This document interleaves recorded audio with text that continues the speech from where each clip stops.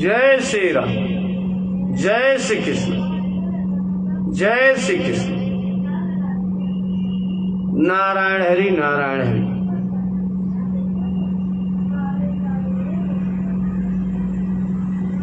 यदा यदा हि धर्मस्य ग्लानिर्भवति भारत अभ्युत्थानं धर्मस्य तदात्मानं सृजाम्यहम्। जय श्री कृष्ण, जय श्री कृष्ण। तो आप लोग सुनेंगे श्रीमद् भगवत गीता का 7वां अध्याय और 7वें अध्याय का 10वां श्लोक का हिंदी में अनुवाद। आगे हम चलते हैं कल से आगे। तो कहते हैं कि बुद्धिर बुद्धि मतास्मि, बुद्धिमानों की बुद्धि मैं हूँ, भगवान श्री कृष्ण कहते हैं। और आगे सुनेंगे कि श्री कृष्ण ने युधिष्ठिर से नरो व कुंजरो व कहलाया। नरो व कुंजरो कहलवाया। हथियार न उठाने की शपथ ले लेने के बावजूद हथियार उठाया। क्यों उठाया? उन्होंने सोचा कि अब अगर हथियार नहीं उठेगा तो अधर्मियों का विजय हो जाएगा। किसका? अधर्मियों का विजय हो जाएगा। अधर्मी लोग जीत जाएंगे तो हिंसा बढ़ जाएगी।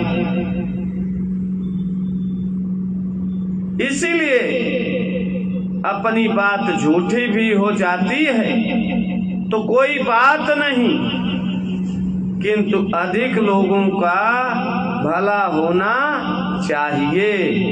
यह श्री कृष्ण की बुद्धिमत्ता है। बुद्धिमत्ता है कि अगर लाखों लोगों की जान बच जाती है एक झूठ बोलने से, तो ये है बुद्धिमत्ता भगवान श्री कृष्ण का। जैसे पुत्र चाहे कैसा भी हो, माता पिता सदैव उसका हित ही चाहते हैं। पुत्र हो या पुत्री हो, पुत्र हो या पुत्री हो, ऐसे ही हम चाहें जैसी अवस्था में हो, चाहे जैसी मान्यताओं में जीते हो, परमात्मा सदैव हमारा हित ही चाहते हैं।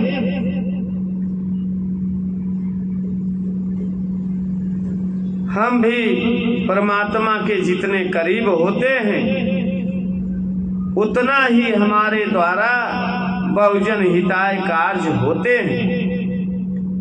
जब बहुजन हिताय कार्य प्रवृत्ति होने लगे, बहुजन हिताय विचार होने लगे, तो समझ लेना कि बुद्धि ईश्वरा विमुख है। अपनी देह के लिए, अपने कुटुंब के लिए ही जीवन एवं विचार हो तो समझ लेना कि बुद्धि पशुता की तरफ है। किसके तरफ? पशुता की तरफ। लोग अपने बेटे बेटी के विवाह में लाखों रुपए खर्च कर देते हैं, किंतु भूखे पड़ोसी या किसी गरीब के लिए 200-500 रुपए भी खर्च करते हैं तो उसका बयान किए बिना नहीं रहते कि हमने इतना किया, उतना किया।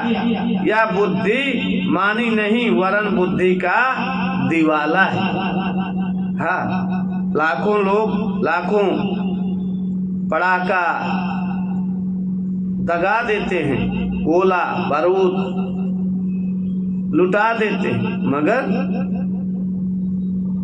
तो भगवान कहते हैं कि ये बुद्धि का दिवाला है। जय श्री कृष्ण। तो एक आदमी जल्दी जल्दी हेयर कटिंग सैलून में गया और नाई से बोला, जल्दी करो, मुझे ट्रेन पकड़ना है, जल्दी से मेरे बाल काट दो। तो नाई बोला, अच्छा बैठो। व्यक्ति बोला, कुर्सी पर तो नहीं बैठूंगा, जल्दी है। नाई बोला, अच्छा टोपी तो उतारो। व्यक्ति बोला, टोपी भी नहीं उतारूंगा और कुर्सी पर भी नहीं बैठूंगा, मैं जल्दी में हूं, मेरे बाल काट दो। जय श्री कृष्ण। तो व्यक्ति बोला, हाँ। नाई बोला, हजूर बाल काटने के लिए ही तो मैंने मशीन हाथ में ली है, पर आप टोपी तो उतारो। तो व्यक्ति बोला, मुझे बहुत जल्दी और टोपी तुम्हारे आगे कैसे उतारूं? मुझे हजारों लोग जानते हैं और मैं तुम्हारे आगे टोपी उतारूं, यह कैसे हो सकता है? ऐसे ही संत के आगे, भगवान के वचनों के आगे आप अपनी बुद्धि रूपी टोपी नहीं उतारोगे, बुद्धि में जो भरा है उसे नहीं निकालोगे और फिर भी बुद्धि को शुद्ध करना चाहोगे, तो यह कैसे संभव होगा? हमारी मान्यता तो हमारे पास ही रहे और ज्ञान हमारे अंदर आ जाए, यह काम मुश्किल है, यह काम मुश्किल है। जय श्री कृष्ण। सच पूछो तो हम अपनी बुद्धि में इतनी बेवकूफी भरे हुए होते हैं कि फिर हमारी बुद्धि में तत्व ज्ञान का रस प्रवेश ही नहीं कर पाता।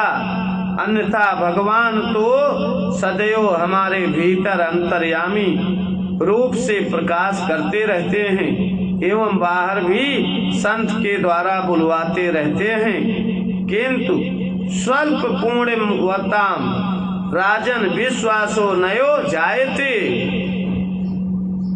शास्त्र जिसके पुण्य कम होते हैं, पाप ज्यादा होते हैं, ऐसे आदमी को शास्त्र वचन पर, संत वचन पर विश्वास ही नहीं होता।